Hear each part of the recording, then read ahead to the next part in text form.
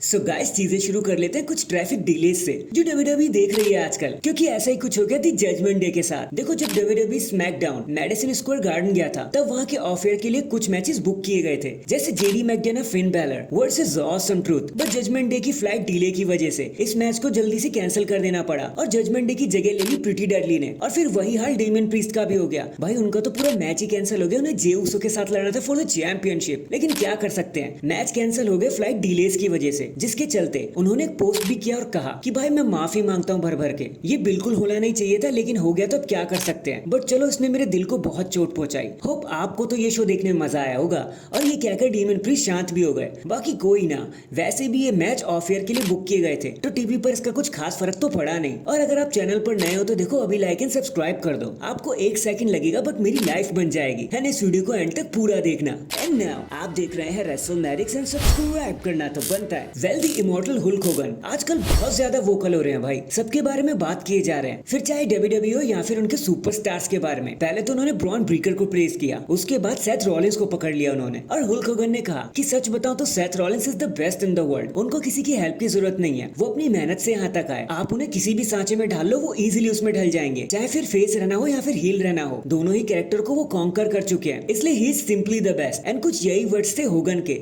Seth Rollins के लिए। बाकी अब इसमें कितना सच है कितना झूठ और आप कितनी बातों पर यकीन करते हो, कमेंट करके मुझे बता देना, बात करने में बहुत मजा आएगा। सो गाइस, अब जब से triple H chief content officer क्या बने हैं तब से वो आए दिन हमारे ऊपर बॉम्ब पर बॉम्ब फोड़ते रहते हैं और इस बार भी उन्होंने कुछ ऐसा ही कर दिया। देखो, पहले तो उन्होंने अनाउंस कर दिया कि मंडे नाइट रॉ अगले साल से 2025 से नेटफ्लिक्स पर जाने वाला है। केबल टीवी तो वो पूरी तरीके से छोड़ ही देगा। और अभी हाल ही में जब वो पैट मैकेफी शो पर आए थे तो उन्होंने फिर से कुछ अनाउंस कर दिया इसी चीज को लेकर। उन्होंने कहा कि not only Monday night raw Netflix पर चला जाएगा, लेकिन जैसे वो नेटफ्लिक्स पर क्या जाएगा, डब्ल्यूडब्ल्यूई मंडे नाइट रॉ पूरी तरीके से हो जाएगा अनसेंसर्ड, पूरी तरीके से चीजें रिवील कर दी जाएंगी, आपसे कुछ भी छुपाया नहीं जाएगा, ब्लैक एंड व्हाइट नहीं किया जाएगा, डॉट नहीं बीप नहीं डाला जाएगा, आप सब कुछ सुन सकते हो। तो 2025 में एटलीस्ट मंडे नाइट रॉ पूरी तरीके से 18 प्लस हो जाने वाला है, जिसका मतलब ये भी है कुछ रूथलेस अग्रेशन वाइब तो हमें देखने को मिल ही जाएगी अब अगले साल से। There will be a war at least. Well, money in the bank का बग वाइल्ड होने वाला है, क्योंकि जैसे ही मंडे नाइट रॉ एंड हुआ था हमें कुछ एपिक जानने को मिल गया।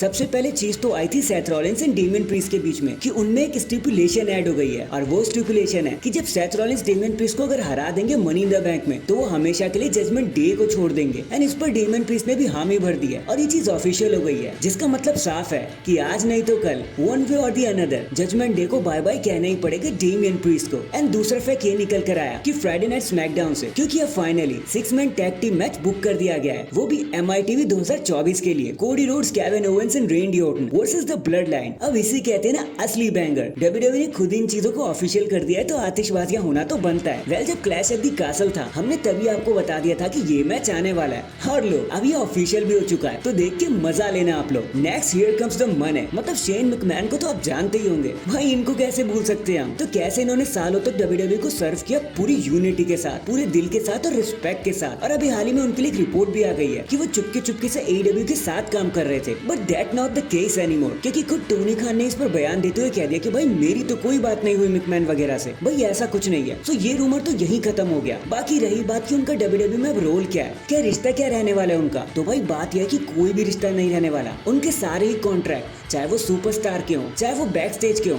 सभी खत्म हो चुके हैं। Now he is a free agent, बस वो 2024 गेमिंग में ही दिखाई देंगे, और वो भी एक छोटा सा एग्रीमेंट है जो दोनों पार्टीज के बीच में हुआ था, तो वो तो वहाँ रहेंगे। But as of now Shane McMahon is no longer a WWE employee और superstar, and that's a fact, जिसका मतलब ये है कि अब शेन मैकमैन का नाम डब्ल्यूडब्ल्यूई से तो हट चुका है, जैसे उनके पिताजी का हटा था। बाकी लेट्स सी अब आगे क्या होता है। इसके बाद अगर आप सोच रहे थे कि मंडे नाइट रॉ पर पैट मैकेफी क्यों नहीं आए, मिस क्यों बैठे हुए थे कमेंट्री टेबल पे, क्या वो कोई स्टोरी लाइन का पार्ट है, तो देखो ऐसा कुछ नहीं है, स्टोरी लाइन जैसा तो नहीं है। शो होने से कुछ समय पहले ही पैट मैकेफी के घर पे एक सीरियस इमरजेंसी हो गई थी, जिसके चलते उन्हें शो को छोड़ के ऑन द स्पॉट जाना पड़ा था। अब इस पर फुल डिटेल तो नहीं आई है क्योंकि पैट मैकेफी ने बताया ही नहीं, लेकिन चीजें जैसी क्लियर होंगी ना हम आपको जरूर बता देंगे, आपको चिंता लेने की जरूरत नहीं है। इन दी एंड द अंडरटेकर ने एक इंटरव्यू देते हुए बताया कि यार देखो, मैंने अपने लाइफ में बहुत कुछ किया, मुझे सब पर प्राउड है, लेकिन फिर भी एक रिग्रेट रह गया मेरे अंदर। और देखो वो स्नेक स्किन वाली जो पैंट्स है ना, बस उसी को लेकर है। देखो कुछ लोगों ने कहा कि मैं अपने कपड़े भूल गया था, इस वजह से मुझे गॉडफादर से कपड़े मांगने पड़े, तो गॉडफादर की पैंट थी। तो भाई ऐसा कुछ नहीं था। देखो मैं बाइकर कैरेक्टर प्ले कर रहा था उन दिनों में, और मुझे लगा कि स्नेक स्किन पैंट मेरे पे बहुत कूल लगेगी, तो मैं चला गया अपने डिजाइनर के पास और मैंने उसे ये डिमांड रख दी तो उन्होंने तो साफ साफ मना कर दिया कि भाई बहुत बुरा लगेगा, लेकिन मैं ही नहीं माना। लेकिन उसके बाद मुझे रियलाइज हुआ कि मैंने बहुत बड़ी गलती कर दी है। मैं कर्ट एंगल से लड़ रहा था बट मेरा सारा ध्यान मेरी पैंट्स के पास ही था और मेरा इतना दिमाग खराब था, मैं मैथ को एंजॉय ही नहीं कर पाया। बट आज भी जब भी मैं उन चीजों को देखता हूँ ना, मुझे बहुत अजीब लगता है। So that is it guys, अभी के लिए तो बस इतना ही। आप मुझे बताना ये जो मनी इन द बैंक में 6 मैन टैग टीम मैच हो रहा है, इसके लिए आप कितने ज्यादा एक्साइटेड हो और क्या हमें देखने को मिलने वाला है, कमेंट करके जरूर बताना। एंड चैनल पर नया है तो चैनल को जल्दी से लाइक एंड सब्सक्राइब कर दो। बाकी मैं मिलता हूँ आपसे किसी और अपडेट के साथ, तब तक के लिए अपना ख्याल रखें और खुश रहें।